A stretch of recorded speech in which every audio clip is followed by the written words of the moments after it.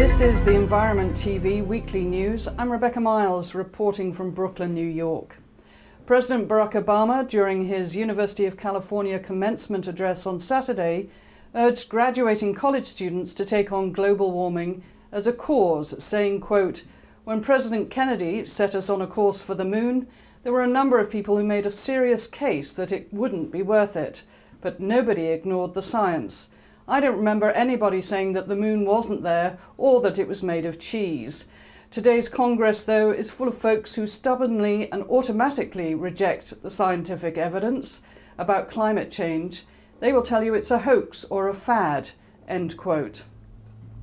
Obama said some climate questioners ducked the issue by asserting that they're not scientists themselves. Obama added, quote, "I'm not a scientist either, but we've got some really good ones at NASA. I do know that the overwhelming majority of scientists who work on climate change, including some who once disputed the data, have put the debate to rest," end quote. Most scientists say the Earth is warming and human beings are contributing to it, but the issue is politically controversial.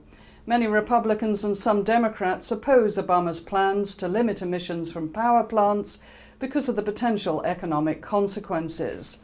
Obama's record on climate change is also under fire from some environmentalists who are pressing his administration to deny approval for the Keystone XL pipeline, which would bring oil from Canada to the US Gulf Coast.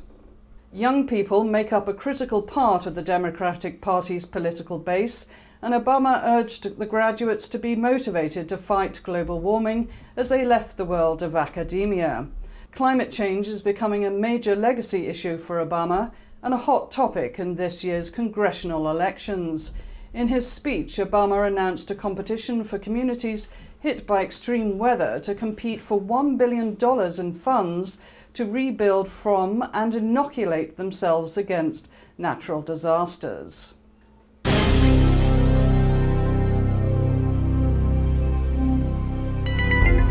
This is the Environment TV Weekly News. I'm Ken Gale, speaking to you from New York City.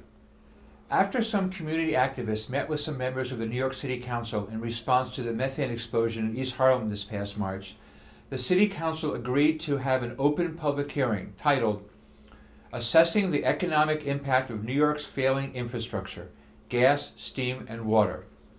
It's a joint hearing with the Committee on Economic Development, the Committee on Consumer Affairs, and the Committee on Environmental Protection. It's Wednesday, June 18, 2014 at 10 a.m. in the Council Chambers of City Hall in New York City.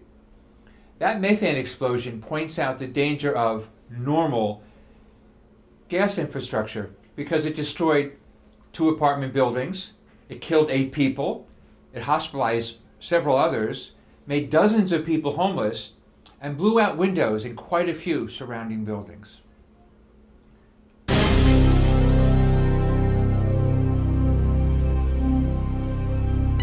This is Mercy Van Vlack for Environment TV News, reporting weekly from New York City. National Pollinator Week is coming up, June 16 to 22nd, 2014, brought to you by the Pollinator Partnership. Sounds good? Sounds very good. But it's classic greenwashing by Monsanto and Bayer, a public relations campaign by the pesticide industry to appear to care about bees and butterflies dying and divert attention from their role in those die-offs. Monsanto's genetically engineered crops and Bayer's neonicotinoids, also called neonics, insecticides. And yes, that's the same Bayer that makes the aspirin. If those bee killers have an event in your area, crash it with signs about what they're really doing and join an International Day of Action for Bees on August 16th. www.organicconsumers.org has a detailed article by Alexis Baden-Mayer and Ronnie Cummins on what those products are doing to bees, crops, and our health. Researcher Hans Kinrich Katz, a leading German zoologist, studied the effects of Monsanto's genetically engineered Roundup Ready crops on bees and other aspects of the ecosystem back in 2000. Katz's work foreshadowed the correlation between the increase of diseases and antibiotic-resistant infections. Inadvertently, he also predicted how the increased use of Monsanto's Roundup Ready crops would spur colony collapse disorder in bees. When colony collapse disorder hit in 2006, others picked up where Katz left off. such as the December 2010 article in Mother Earth News by beekeeper Terence N. Ingram. In 2013, the Center for Honeybee Research published a paper by plant pathologist Dr. Ron Huber that names glyphosate, the main ingredient in Monsanto's Roundup, as a possible cause of colony collapse disorder. No bees means no almonds, no fruit, no most things. Check out these web pages: Organic Consumers, Mother Earth News, and GMO Evidence. That's not all the Organic Consumers Association article talks about. Monsanto's Bt crops that have been genetically engineered to produce insecticide are also killing bees with a toxin that damages or destroys their intestines.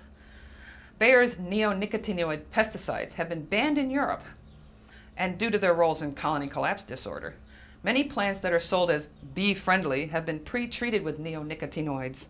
The American Bird Conservancy released a report in early April 2013 that those same insecticides are killing birds, seed-eating birds and insect-eating birds, and of course, birds feed insects to their babies. Vermont recently passed a GMO labeling law, and as expected, Monsanto and the Grocery Manufacturers Association filed a lawsuit to overturn it. It was filed in the U.S. District Court, State of Vermont, on June 12, 2014. Vermont did not pass a ban, just a labeling law. Check out the webpage for more information. This is Mercy Van Vlack for Environment TV News, reporting weekly from New York City. Thank you.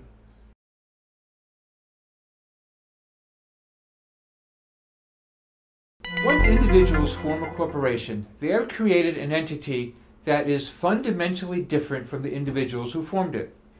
But the Supreme Court has already blurred that difference in the Citizens United case of 2010, and then even further in the McCutcheon decision early this year, which allowed corporate money to have a huge influence in elections.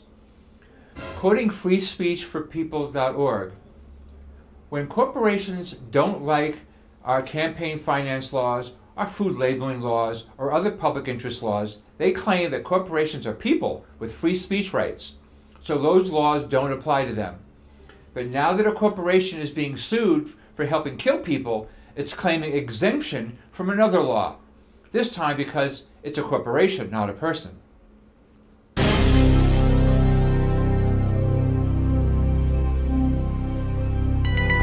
In India, the Ministry of Home Affairs is set to take action against the environmental group Greenpeace India, questioning whether the agency should continue to receive foreign funding under the Foreign Contribution Regulation Act of 2010.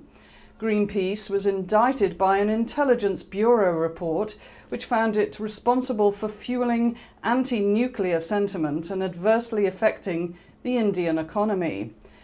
The anti-nuclear protest occurred at Kudamkulam in Tamil Nadu. At least 10 more non-government agencies could receive similar notices this coming week, to include 6 agencies involved in opposing genetically modified organisms. The report also alleges that the NGO sector in India is vulnerable to the risks of money laundering and terrorist financing. A stricter regime against NGOs would involve immediate measures to ensure registered NGOs file their statutory annual returns to the government. The review initiated at the Home Ministry has shown that nearly half the registered NGOs under the Act, 20,000 out of 43,000, didn't file annual returns with the central government, which contain details of foreign receipts and utilisation.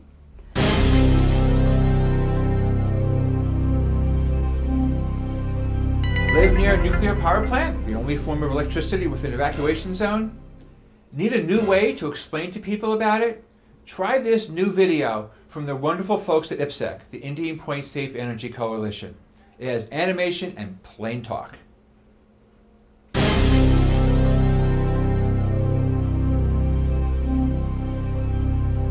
a major environmental case, the Iowa Supreme Court ruled Friday that residents can bring a nuisance lawsuit against a manufacturer accused of routinely blanketing their properties with soot and chemicals, according to the Associated Press.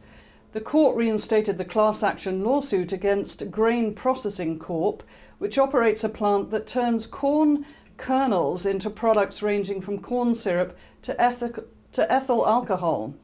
The plaintiffs' claims of nuisance, negligence and trespass are not barred by the Federal Clean Air Act or state rules governing air emissions, according to Justice Apple, who wrote in a 6-0 decision that was applauded by environmentalists but criticised by business interests. A regional economic force, the company buys $400 million in corn from farmers annually and is one of the area's largest employers. But Muscatine residents have complained for years that it spews harmful chemicals into the environment that gets blown onto their homes, yards and cars. The lawsuit, filed on behalf of up to 17,000 residents who live within a 3-mile radius of the plant, contend that the pollution undermines their ability to enjoy their property and causes metals in everything from swing sets to air conditioning systems to corrode. The company and a coalition of business groups had urged the court to dismiss the case, saying the regulation of air pollution should be left to the state and federal agencies and not judges on a case-by-case basis. But the plaintiffs, environmental groups and advocates for private property rights had asked the court to allow the lawsuit to proceed. Company spokeswoman Janet Sichterman said the company was disappointed in the decision but confident it would prevail on the merits of the case. The company paid a $1.5 million fine in March to settle a lawsuit brought by Iowa Attorney General Tom Miller over alleged air pollution violations. The company will convert its coal-fired boilers to run on natural gas by next year and is spending $100 million to build a new dryer house to reduce emissions. The company says those changes should eliminate the smoke, odour and haze coming from the plant.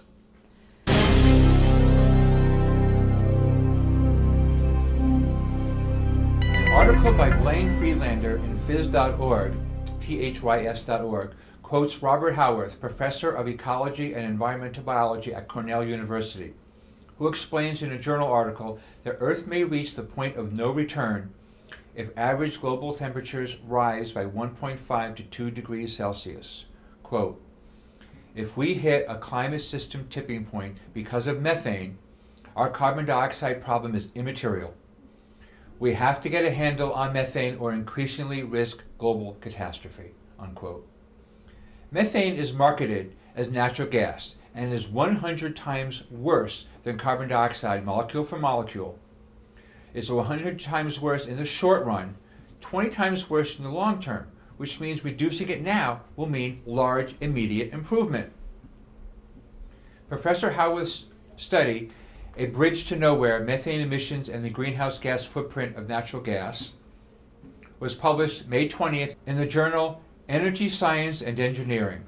Though methane also gets into the atmosphere from the ocean and the melting Arctic tundra, the gas industry is a major source of atmospheric methane due to widespread leaks as well as purposeful venting of methane. Howarth points to radiative forcing, a measure of trapped heat in Earth's atmosphere from man-made greenhouse gases. The current role of methane looms large, he says, contributing over 40% of current radiative forcing from all greenhouse gases, based on the latest science from the Intergovernmental Panel on Climate Change. He continues, if society aggressively controlled carbon dioxide emissions but ignored methane emissions, the planet would warm to the dangerous 1.5 to 2 degrees Celsius within 15 to 35 years. By reducing methane emissions, society buys critical decades of lower temperatures. Quote, society needs to wean itself from the addiction to fossil fuels as quickly as possible, but to replace some fossil fuels, coal and oil, with another, natural gas, will not suffice as an approach to take on global warming. Rather, we should embrace the technologies of the 21st century and convert our energy systems to ones that rely on wind, solar, and water power, unquote. This has been Ken Gale for the Environment TV Weekly News, speaking to you from New York City.